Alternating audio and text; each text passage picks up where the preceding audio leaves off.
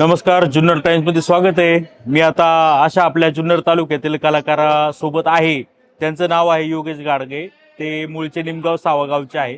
नारायणगाव ही त्यांची कर्मभूमी किंवा जुन्नर तालुका कर्मभूमी आहे. आणि अनेक दिवसांपासून आम्ही त्यांचे वेब सिरीज पाहत असतो आणि खूप सुपरहिट झालेले आहेत. फेसबुकवर असतील किंवा इंस्टाग्रामवर असतील ते पाहत असतो. परंतु त्यांनी आता एक नवीन चित्रपट तयार केलेला आहे आणि तो त्याचा पोस्टरही माझ्या पाठीमागे धाप नावाचा चित्रपट आहे. आणि तो 25 तारखेला 25 जुलैला प्रदर्शित होतोय. तर सर नमस्कार. नमस्कार. सुरुवात कशी झाली तुमची या क्षेत्रातली? धाप चित्रपट and unexpected journey of life असं चित्रपटाचं टायटल आहे. आता हे टायटल सुचण्यामागची गोष्ट पहिली सांगतो की सुरुवातीला मी ते जुन्नर कॉलेजला होतो. तर माझं लहानपण सगळं आरवी पिंपळगाव येथे गेलेलं आहे मामाचं नाव. तर तिथून एसटी पकडण्यासाठी आम्ही स्टॉपवर थांबायचो. तर जुन्नरला एक मुकबधीर मुलांची शाळा आहे. तिथे मला एसटी मध्ये ती मुलं भेटायची. आणि जसं मला 5वी पासून कळतंय व्यवस्थित, तेव्हा मला कोणी विचारलं की बाबा तुला मोठं होऊन काय करायचंय, तेव्हा मी म्हणायचो मला हिरो व्हायचं. तर आपल्याकडं अभिनेता व्हायचं किंवा चित्रपट क्षेत्रात जायचं अशी भाषा वापरली जात नाही शक्यतो गावाकडे असताना. तर ते जसं कळतंय तेव्हापासून तेच माझ्या मनात होतं. लक्ष्मीकांत बेर्डे, अशोक मामा यांचे चित्रपट पाहून आपण मोठे झालो. तर ते कुठंतरी आपल्या मनात बिंबवलं गेलं होतं. इथे आपल्याला संधी व्यवस्थित मिळणार नाही म्हणून मी पुण्याकडे स्थलांतरित झालो. शिक्षणाच्या माध्यमातून म्हटलं काहीतरी करता येईल. तिथे गेल्यावरती परत शिवाजीनगर जे रेल्वे स्टेशन आहे तिथे कुठे जवळपास मुकबधीर मुलांची शाळा आहे. तर ते कुठंतरी माझ्या मनात बिंबवलं गेलं की या लोकांवरती, या मुलांवरती, यांच्या आयुष्यावरती यांचा जगण्याचा संघर्ष कसा आहे. तर तो विषय माझ्या मनात रुजला होता. त्याच्यामुळे मला असं वाटलं की आपण या विषयावरती चित्रपट करावा. धाप चित्रपट हा एका मुक्या मुलाच्या आयुष्यावरती, त्याच्या आयुष्याचा प्रवास याच्यावरती हा चित्रपट आहे. तर या चित्रपटात प्रमुख भूमिका, याचं लेखन, दिग्दर्शन, निर्माता म्हणून मी काम केलेलं आहे. सहनिर्माते अतुल पोपटराव जगताप आणि अभिजित पवार असे आहेत. सगळ्यात सुरुवातीला माझ्याकडे काही पैसे नव्हते सिनेमा करण्यासाठी. तर चिखलीचे चंद्रकांत मोरे यांची बिग विजन ही चेन मार्केटिंगची कंपनी होती. तर त्यामार्फत त्यांनी मला काही फंडिंग केलं होतं सुरुवातीला. तर अशा वेगवेगळ्या सहकार्यांच्या माध्यमातून हा चित्रपट पूर्ण झाला. चित्रपटाला दादासाहेब फाळके फिल्म फेस्टिवलमध्ये स्पेशल मेन्शन अवॉर्ड मिळालाय, तुम्ही पाहू शकता. त्यानंतर स्पेशल सिलेक्शन जे आहे official Calcutta international film festival 2017 साली, नाशिक इंटरनॅशनल फिल्म फेस्टिवल आणि परदेशात सॅन मारो फिल्म फेस्टिवल इटली येथे सुद्धा इथं पाहू शकता 2018 साली आपलं ऑफिशियल सिलेक्शन झालं. अच्छा. तर मी WNS कंपनीत नोकरी करता करता हा चित्रपट करत होतो. नंतर चित्रपट पूर्ण झाल्यानंतर मी नोकरी सोडली. तर हे फेस्टिवलला वगैरे चित्रपट पाठवणे सुद्धा फी असते. तर ती फी सुद्धा माझ्याकडे भरायला नसायची. तर किती असते फी? 2,000-3,000 मिनिमम फी होती. पण जॉब सोडल्यानंतर आता माझी घरची परिस्थिती फार हालाकीची होती त्यावेळेस. आता मी सोशल मीडियावरती काम करून 2021 पासून थोडीशी माझी परिस्थिती बदलत चालली. म्हणजे चित्रपटाचं कसं आहे, चित्रपट केला तर तो रिलीज होण्यासाठी आपल्याला थिएटरचीच वाट बघावी लागते किंवा सगळ्या. तसं सोशल मीडियाचं असं आहे की आपण आज काम केलं ते पुढच्या 1 तासाला लगेच सोडू शकतो, त्यातनं थोडेफार पैसे मिळतात. तर असा विषय असल्यामुळे आता परिस्थिती थोडी बदलत चालली. पण म्हणून हा चित्रपट आपण रिलीज करण्याचा आता निर्णय घेतला. आधी परिस्थिती तशी नव्हती. मी रूमवरती बॅचलर होतो. आपले ज्यावेळेस पुण्यात गेलो त्यावेळेस माझ्याकडं खायला सुद्धा पैसे नसायचे. मी जे आपल्या कॉलेजमध्ये कमवा शिका जी योजना असते त्या अंतर्गत काम करायचो. त्याच पैशातनं मेस लावायचो. काही मित्र आपले मंचरचे तेजस लोंढे म्हणून एक वर्गात मित्र भेटला. मॉडर्न कॉलेजला माझं BSc झाले केमिस्ट्रीमध्ये. तर मी कविता वगैरे लिहायचो, मिमिक्री करायचो, पथनाट्यांमध्ये भाग घ्यायचो. तर ती ओळख निर्माण झाली होती. तो म्हटला बाळा मित्र तू कुठला आहे? म्हटलं मी नारायणगावचा आहे. म्हटलं अरे मी मंचरचा आहे. मग त्याला बोललो की यार माझी परिस्थिती अशी अशी आहे. तर त्यांनी त्यांच्या बाकीचे जे मित्र आहेत त्याच्याशी बोलून 1 वर्ष मला त्यांच्या रूम मध्ये ठेवलं, कुठल्याही प्रकारचं भाडं न घेत. तर मग मी नंतर पार्ट टाइम जॉब पण करायचो. अशा प्रकारे हा सगळा प्रवास होता. आणि आज आनंद होतोय की हा चित्रपट रिलीज होतोय. ही जे कलकत्ता इंटरनॅशनल फिल्म फेस्टिवल आहे इथे 2 का 3,000 रुपये फी होती.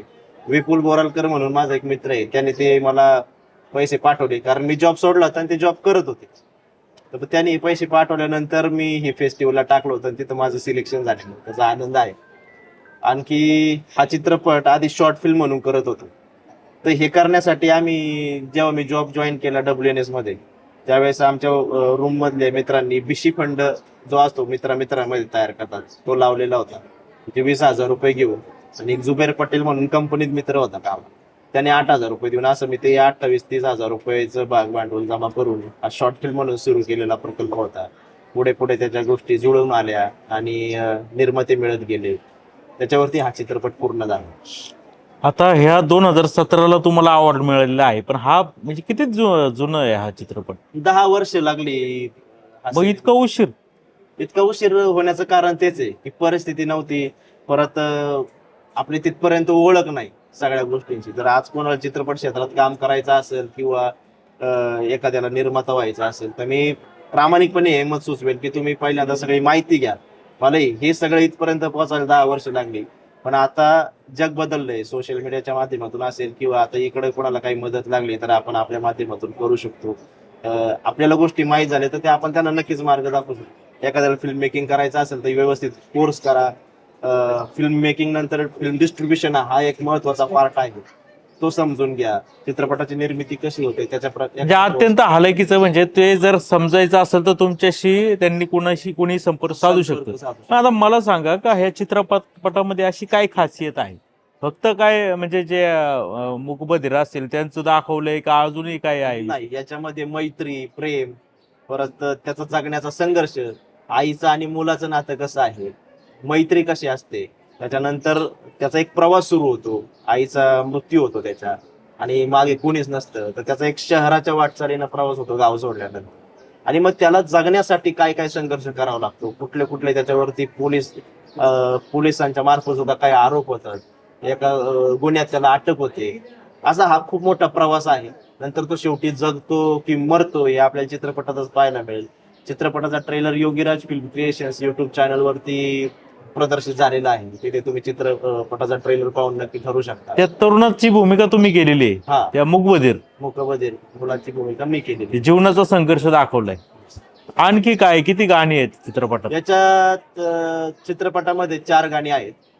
आपल्या इकडचेच आशिष हाडवळे, रानमाळा गावचं आहे, राजुरी प्रॉपर त्यांचं गाव आहे, पण ते रानमाळा इथे असतात. तर त्यांची आणि माझी एका मित्रामार्फतच ओळख झाली होती.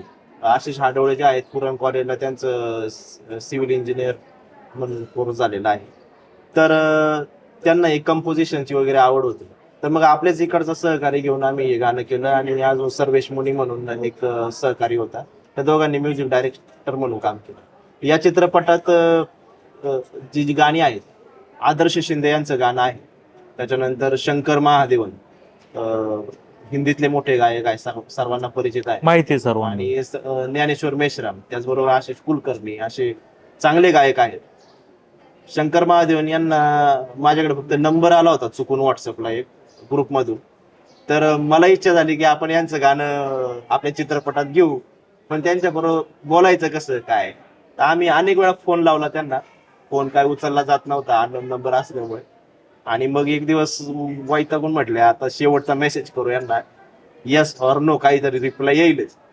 मेसेज केल्यावरती त्यांचा रिप्लाय आला की पाठवा तुमचं काय गाणं आहे, ऐकू द्या मग आपण ठरवू. मग व्हॉट्सअपला त्यांना गाणं पाठवलं. त्यांना ती चाल वगैरे खूप आवडली. आशिषचं कौतुक केलं, जे आपले म्युझिक डायरेक्टर आहेत त्यांचं. म्हटले गाऊ आपण. आम्ही 1.5 लाख रुपये ठीक आहे. ते म्हटलं आता आमचं काय एवढं बजेट नाही, आम्ही मुलं चित्रपट करतोय. तर सहनिर्माते त्यावेळेस आपले होते अतुल जगताप. म्हटले बघ किती रुपये घेतात, काय 50,000 रुपयात त्यांनी गाणं गायलं. कारण त्यांना गाणं खूप आवडलं होतं. मौला मेरे म्हणून एक सुफी सॉन्ग आहे आपल्या जो हिंदी, तर त्यांनी ते गायलेलं आहे. मग ते आता आहे का ऐकण्यासाठी आता YouTube उपलब्ध? वरती 4 गाणी प्रदर्शित झालेली आहे. मौला मेरे, विठ्ठल विठ्ठल, धाप लागली आणि सपान काळजाचं तुटले, आदर्श शिंदे यांचं गाणं. 4 गाणी खूप श्रवणीय आहेत. आताची जी धांगड धिंगा गाणी असतात त्याच्याऐवजी ही श्रवणीय गाणी तुम्ही नक्की ऐका. मग ते तुम्ही सांगितलं शंकर महादेवन यांच्याकडून आलेल्या अनुभवाचं, मग आदर्श शिंदेशी कसं तुमचं मग कॉन्टॅक्ट झालं? आदर्श शिंदेचं शिवरंजनी स्टुडिओ म्हणून आहे पुण्यातला. त्याचबरोबर रोहित नागबिडे, ज्यांनी आपल्या टिंग्या चित्रपटाचं म्युझिक डायरेक्टर म्हणून काम केलं होतं.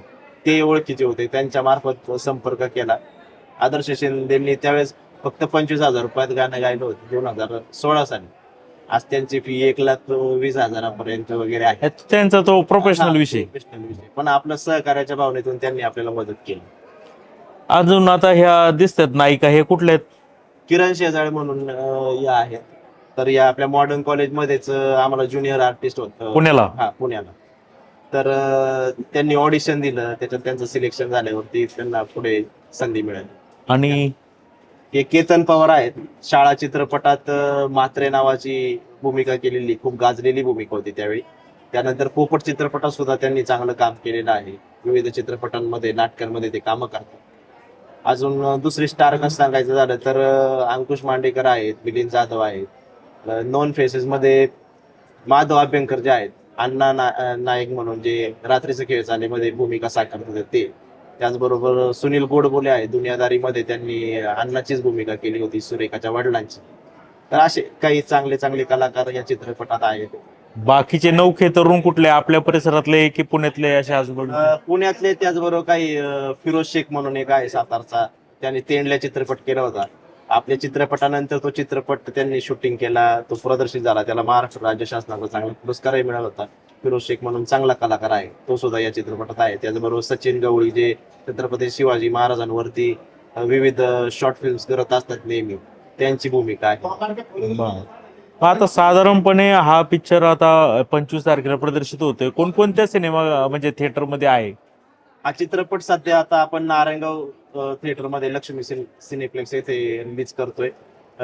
जुन्नर थिएटरला बोलणं चालू आहे, शिवाजी थिएटरला, आणि विकास थिएटर मंचर इथे थोडा टेक्निकल प्रॉब्लेम असल्यामुळे तिथे रिलीज करता येत नाही. आम्ही डिक्लेअर केलं होतं 3 थिएटरला, पण काही तांत्रिक अडचणीमुळे तिथे होत नाही.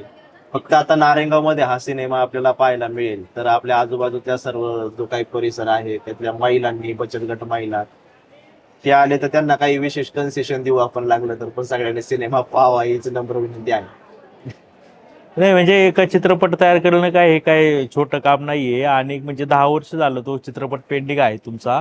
2,000 रुपयाची जे आहे म्हणजे फी, एंट्री फी हे करायची ज्युरींची किंवा ह्याच्यामध्ये, ते देखील तुमच्याकडे पैसे नव्हते. तरी आता तुम्ही तर एवढं आवाहन करताय, तर आमची देखील हे आहे, रिक्वेस्ट आहे की चित्रपट हा जुन्नरच्या मातीतल्या एका तरुणाने तयार केलेला आहे. त्याच्या मागे त्याचे बरेचसे कष्ट आहेत.